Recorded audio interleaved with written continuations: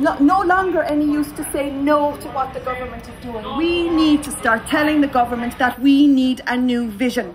We need a new type of Ireland. We do not need to go back to the type of Ireland that has created the Celtic Tiger, but left us with what? Left us in quite a substantial mess, and left an awful lot of people living in poverty and living with inequality and social exclusion all around this country. It left so many people behind. Do we really want to go back to those years, or do we want a better future for our children and for ourselves?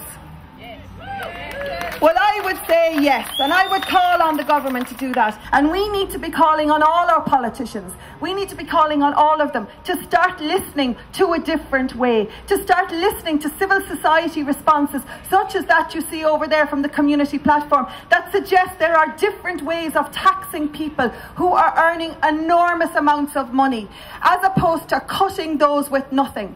So I call on the government to help us as a society to stop saying no, to help us as a society to lead us into a new Ireland, to lead us into a new vision where equality and justice and fairness are the order of the day. Thank you. Gura míle maigig.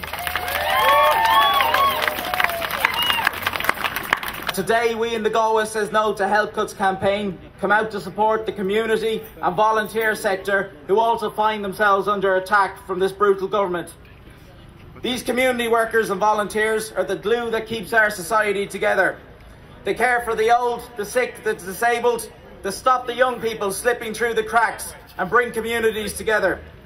But this government will happily destroy all that so that they can save a few millions and hand it over to the bondholders in the City of London or on Wall Street. They are running Ireland like it is a corporation and not a society. They care more about balancing the books than looking after the vulnerable. In the 1980s, Charlie Haughey would tell us we need to tighten our belts, all the while he was buttoning up his Charvet shirt. And the same is still happening today. The richest in society are all pleading poverty while continuing to live lives of luxury. Where has all the money gone? It hasn't just all disappeared into thin air. A lot of it has been moved abroad or transferred into other people's names.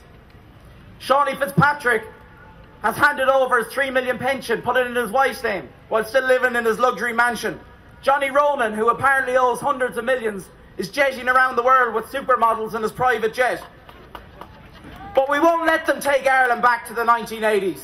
We will defend our communities, we will defend our services, defend our welfare, defend our pensions and defend our jobs.